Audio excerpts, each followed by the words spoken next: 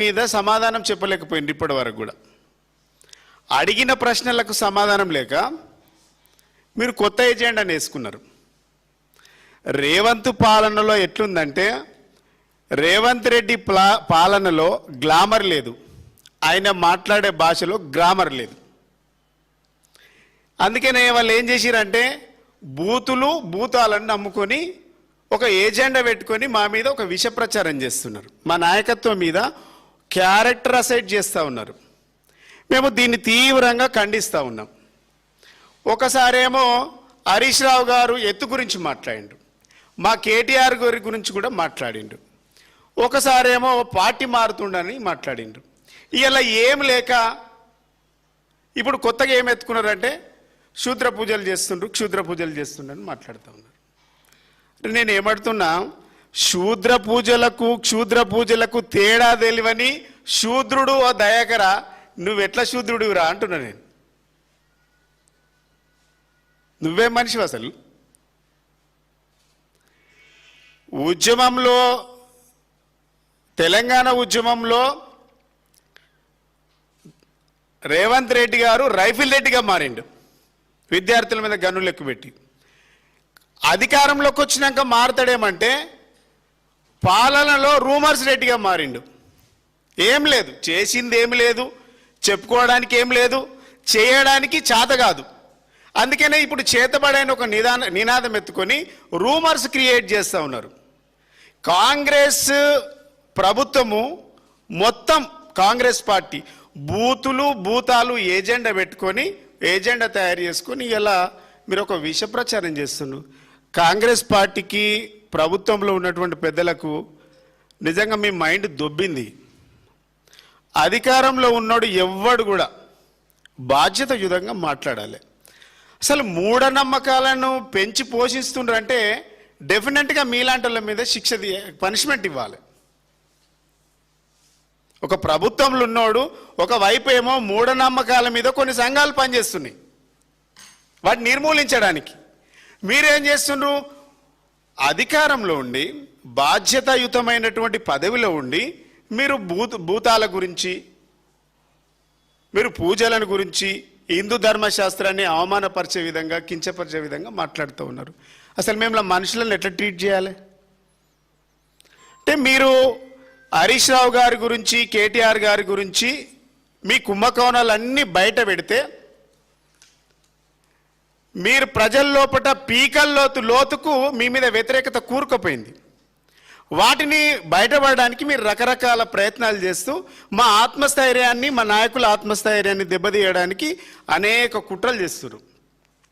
బిడ్డ, మేము ఏమంటున్నాం, మీ కుట్రలకు, మీ కుతంత్రాలకు మేము భయపడం.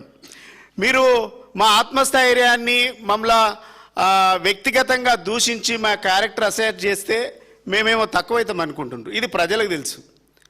హరీష్ రావు గారేమో హార్డ్ వర్క్ నమ్ముకున్నాడు, ప్రజలను నమ్ముకున్నాడు, శ్రమను నమ్ముకున్నాడు. రేవంత్ రెడ్డి గారేమో షార్ట్ కట్ నమ్ముకున్నాడు. ఎట్లా గోతులు కొయ్యాలి, ఎట్లా వాతలు పెట్టాలి, ఎట్లా నిందలు వేయాలి, ఎవరికి బురద రుద్దాలి, ఎవరికి బురద వేయాలి, ఇది మాకు తెలియదు, మా నాయకులకు తెలియదు. మేము స్ట్రీట్ ఫైట్ చేస్తున్నాం. మేము చిల్లర ఫైట్ చేయట్లేదు కాంగ్రెస్ వాళ్ళు లెక్క. చిల్లరగాళ్ళు ఇలా మీరు మాట్లాడే బూతులన్నీ చిల్లరగాళ్ళు మాట్లాడేటువంటి మాట్లాడు అందరు వింటుండ్రు, రాష్ట్రంలో అందరూ కూడా వింటుండ్రు. మాకు దేవుళ్ళన్నా, భక్తి అన్నా, పూజలన్నా నమ్మకం ఉంది, విశ్వాసం ఉంది. కానీ మీరు ఏం చేస్తుండ్రు? ఇలా ప్రజలను కించపరిచే విధంగా, దేవుళ్ళని కించపరిచే విధంగా ఇలా మీరు మాట్లాడుతున్నటువంటి మాటలు ప్రజలు వింటూ ఉన్నారు. మేము అడుగుతున్నాం ఈ వేదిక నుంచి, ముఖ్యమంత్రి ఏమో ముఠా నాయకుడిగా, మంత్రులేమో దండుపల్లెం బ్యాచులుగా, ఈ పార్టీలో ఉన్నటువంటి నాయకులంతా వసూలు రాజాలు. ఇలా ఇందిరమ్మ పేరు చెప్పి అందిన కాడికి దోసుకున్నటువంటి ఇందిరమ్మ ఇండ్ల దొంగలు, భూమాత పేరు చెప్పి పేదల భూముల గుంజుకుంటున్న కంత్రిగాళ్ళు, స్కీముల పేరుట గరీబోళ్ళ దగ్గర చిల్లర అరుక్కుంటున్నటువంటి చిల్లరగాళ్ళు, ఉద్యోగుల ట్రాన్స్ఫర్ల పేరుతో పర్సెంటేజీలు తీసుకుంటున్నటువంటి బ్రోకర్ గాళ్ళు, మంత్రుల ఛాంబర్ల చుట్టూ తిరుగుతూ పైరవీలు చేస్తూ బతికే బ్రోకర్ గాళ్ళు ఇలా మా గురించి మాట్లాడుతున్నారు. మీ బతుకు తెలియదా? అలంపూర్లో చిన్న స్థాయి నుంచి చిన్న వాళ్ళ స్థాయి దగ్గర నుంచి డబ్బులు బెదిరించి అడుక్కుంటూ కాంట్రాక్టర్ల దగ్గర బెదిరించుట్టు సంస్కృతి మీది. మీరు ఆర్ఎస్ ప్రవీణ్ గారి గురించి మాట్లాడుతుంది. నేనేమంటున్నా, సంపత్ నువ్వు కూడా యూనివర్సిటీలో చదివిను, సంస్కారంతో మాట్లాడు. ఈ కాంగ్రెస్ పార్టీలో నాకు తెలిసి ఎవరికి సంస్కారమే లేదు, బూతులు తప్ప వేరే మాటలే లేవు, ఎవరికి సంస్కారం లేదు ఒక్కడికి. ఎందుకు మీ బతుకెందుకు? మీదో బతుక? సంస్కారం లేని మీ బతుకు ఒక బతుకేనా అంటున్నా నేను. నాకు తెలిసి శ్రీశ్రీ అంటుండేనేమో, మీది ఒక బతికేనా సందులలో పందుల వల్ల కుక్కల వల్ల నక్కల వల్ల. ఇది కాంగ్రెస్ వాళ్ళకు వర్తిస్తుంది. ఏం భాష అది? మాకు మాట్లాడరాదా? అరే అవులే, అరే వెదవా, అరే యూజ్లెస్ ఫెలో, అరే బేకూబ్, దయాకరు, ఇట్లాంటి వాళ్ళందరూ నేను అనలేనా? పెద్ద పెద్ద చదువులు చదవంగానే కాదు, అమెరికా పోయినా కూడా మీ బుద్ధి మారలే. మీరు హైదరాబాద్లో ఉన్న ఇదే, అమెరికా పోయినా కూడా మీ బుద్ధి గంతే. కుక్క తోకకు రాయి కడితే చక్కగా అంటే మీ బుద్ధి ఏడున్నా గంతే. దేశాలు దాటితేంది, మీరు పర్వతాలు దాటితేంది, మీరు సముద్రాలు దాటితేంది, మీ బుద్ధి గంతే. మీ బుద్ధి సంకుచిత బుద్ధి మీది, సంస్కారం లేనటువంటి బుద్ధి మీది. మీరు మా గురించి మాట్లాడతారు.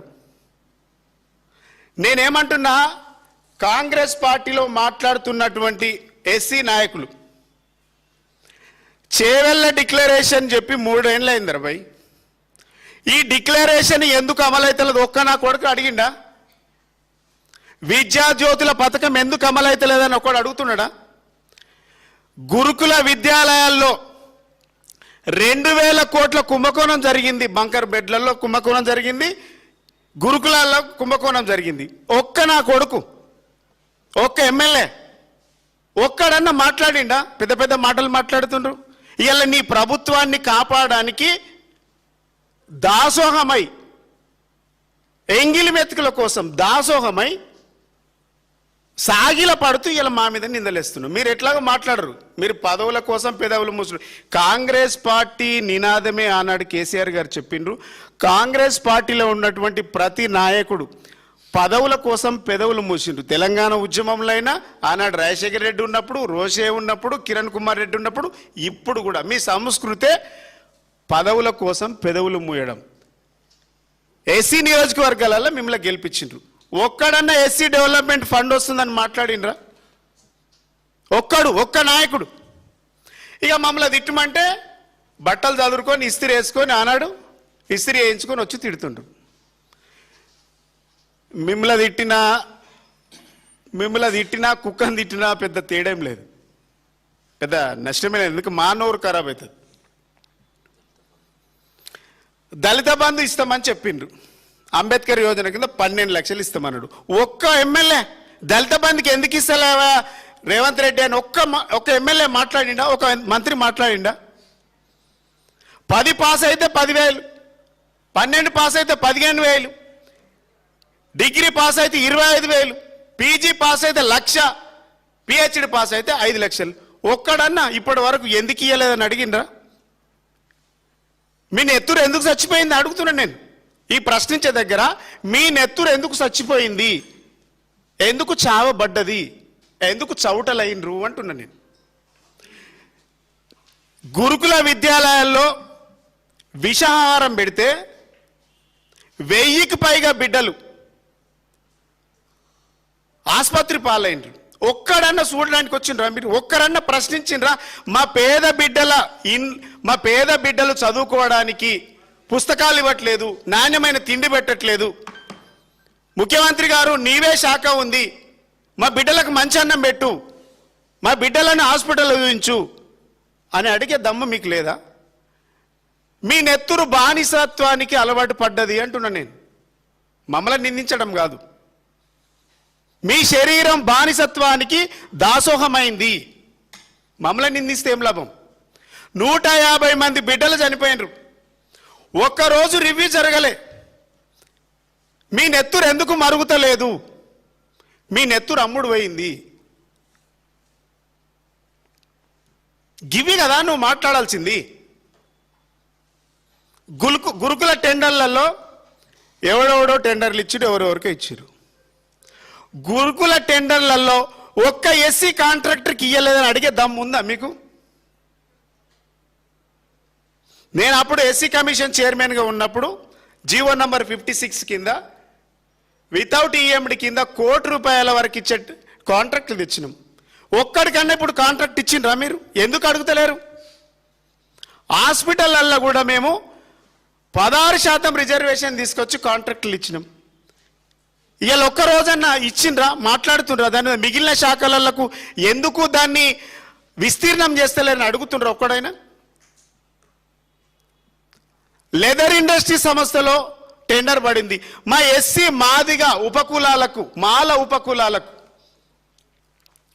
ఎందుకు టెండర్ ఇయ్యలేని అడిగే దమ్ము మీకుందా? మీ దమ్ము లేదు, తెలిసిపోయింది. మీ దమ్ము ఏడ చూపించాలే? వెనకటికి సామెత ఉంటుంది, మా అమ్మ చెప్తుండే, దమ్ము లేనోడు దుమ్ములో కొట్లాడతాడట. మీరు ఉత్తగానే మాటలతో కొట్లాడుతుండ్రు.